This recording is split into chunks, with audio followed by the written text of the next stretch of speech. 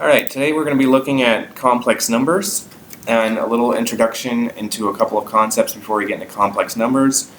A radical, a square root, or a cubed root. The number on the outside is the index. The number under the bar is the radicand. A square root has a hidden index of 2, so for example, this would be square root of 9. It has an index of 2. Alright, a cubed root has an index of 3. So cubed root of 8 would be 2 because 8 is 2 to the third power, and you need a perfect cube to satisfy an index of 3. So 2 would be the solution, or the reduced form. Same thing with cubed root of negative 8, that would be equal to negative 2. The product property says that if you have the same index and you're multiplying roots together, that you can just keep that index and multiply the radicands together. So square root of a times square root of b is equal to square root a times b. That's only when a and b are positive numbers. Quotient property says basically the same thing, except with numerator and denominator. If you have the same index, a over b, you can split the index, square root of a over square root of b. A square root expression is simplified only if the radicand has no perfect factors other than 1. So under the radicand, under here, there's no perfect factors other than 1, and there's no radical in the denominator. Very important, you cannot have a radical in the denominator. Alright, let's review on how to simplify a radical. So when you're looking for an index of 2, you're looking for a number under the radical factors. You're looking for a perfect square factor. So 4 would be 2 squared.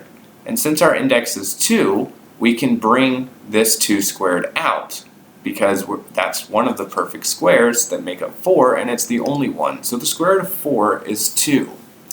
Same thing with square root of 121. That's actually the square root of 11 squared. And since the index is 2, we're looking for perfect square factors, and 121 has perfect square factor 11. So 11 would be the square root of 121. Well, what about 5 square root 24? Well, first we want to know what square root of 24 can break down into. Does it have any perfect square factors?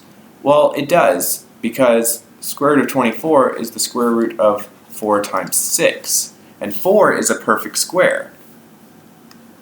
4 is 2 squared times 6. So 2 squared, we can bring out the 4 because we know that the square root of 4 is 2. So the square root of 24 simplifies to 2 square root 6. But we got to remember there's a 5 on the outside here, so this is going to be 5 times 2 square root 6, which is just 10 square root 6. So 5 square root 24 reduces to 10 square root 6, and 6 does not have any perfect square factors, so we can be sure that that is simplified. So number 4, we need to do the numerator and denominator separately. Well, the square root of 9 is a perfect square, so square root of 9 is 3. 8, however, is not, but it is made up of perfect squares, 4 times 2. And 4 is a perfect square. We know the square root of 4 is 2, but we still have that 2 under the radical. So, and we still have this 3. So square root of 8 over square root of 9 reduces to 2 square root 2 over 3.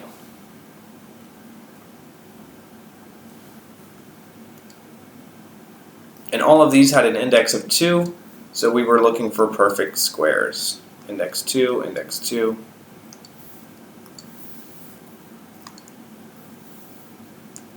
Alright, now let's actually look at complex numbers. The imaginary unit, I, is defined as the square root of negative 1, which means that I squared is negative 1. Alright, it's very important. We're going to use this to help us simplify square roots of negative numbers, because typically you can't take a square root of a negative number. So we need this idea I to be a square root of a negative number. So it's square root of negative 1. And I squared is negative 1. So if we look at number 1, square root of negative 49. Well, that would be the square root of negative 1 times 49. And 49 is a perfect square. We know the square root of 49. It is 7. So if we took out the 7, we'd have 7 square root of negative 1, right? Because the square root of 49 is 7, but we still got that negative 1. But remember, we just defined the square root of negative 1. We said the square root of negative 1 is I. So that would mean that this would just be 7i. So the square root of negative 49 simplifies to 7i.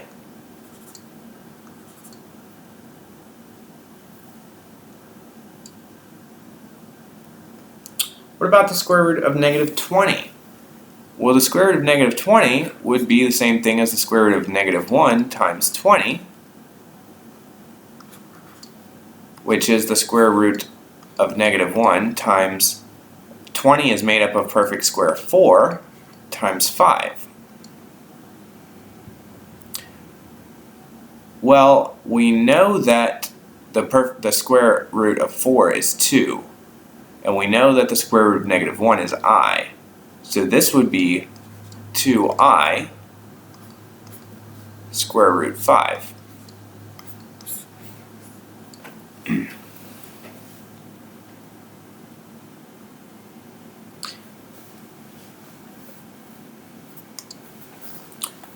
Alright, number 3, 2 square root negative 125.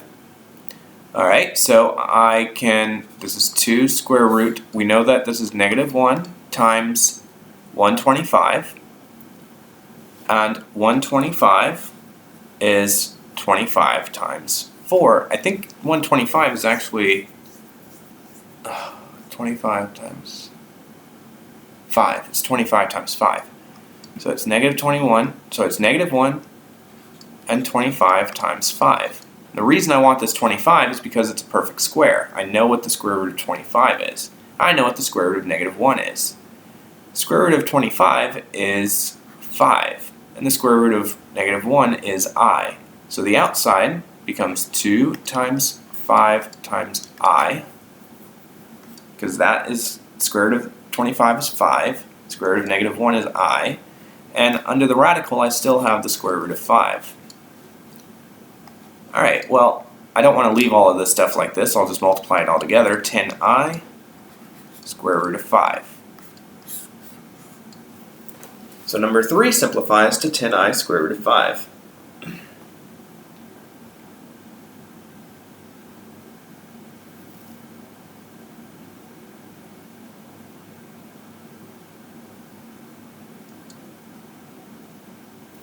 Well, what about number 4? Square root negative 2 times the square root negative 6. Well, neither of these really simplify, but I can take an I out of each of them because they're negative. So, because this is square root of negative 1 times 2 times the square root of negative 1 times 6. So each of these have an I that can be taken out. So this would be I square root of 2 times I square root of 6. Because remember, you can only multiply these together if they're positive. That's what the rule said at the beginning. So what this tells me, if I multiply these together, I get I times I, so I get I squared, and square root of 2 times the square root of 6, which is square root of 12. Alright, but remember, I squared is negative 1, and the square root of 12 is 4 times 3. Let me just reduce that up here because I'm running out of room. That's the square root of 4 times 3, and I know what the square root of 4 is. It's 2. So square root of 12 reduces to 2 square root of 3. So this is 2 square root of 3, and this is negative 1. So this becomes negative 2 square root of 3.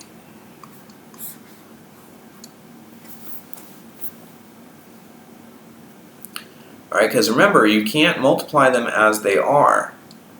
Remember, you can only use that rule if A and B are positive. To make them positive, I needs to come out. I times I is I squared, and I squared is negative 1. And 12, square root of 12 reduces to 2 square root of 3. It's negative 2 square root of 3. Similarly, these two I'm going to multiply together. So 4 times 5 is 20, and I times I is I squared. I've already said that I squared is negative 1, so this would be negative 20.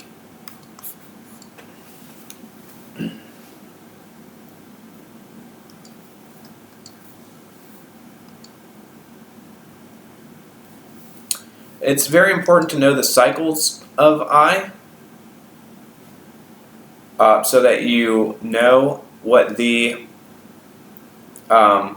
exponent on I will reduce I to. I to the first power, of course, is just I. I to the second power, we've already said, is negative 1. I to the third power is negative I, so negative square root negative 1. And I to the fourth power works its way all the way back to 1. And these are cycles of 4. Alright, so if you divide the exponent by 4, and you're left over with 1 remainder, you have, it simplifies to I. If you're left over with 2 remainders, it simplifies to negative 1. If you have a remainder of 3, it simplifies to negative I. And if it divides evenly by 4, then it simplifies to 1. So if we look at number 1, I to 21. If I divide by 4, I would have a remainder of 1, which means that this simplifies just to I.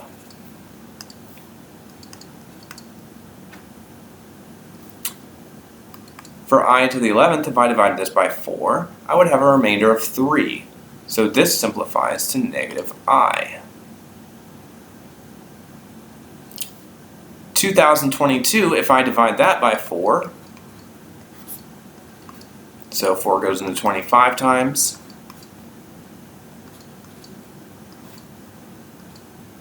Uh, 22, okay, and 4 goes into 22 5 times, 20. And I have a remainder of 2. So that would be remainder 2, this would be equivalent to negative 1. It's all about the remainder when you divide the exponent by 4. It cycles through every 4. Alright, so there's two homeworks. There's a worksheet for simplifying square roots, and then the workbook pages, page 51, 1, 2, 8, and 9, and then page 52, 1 through 8.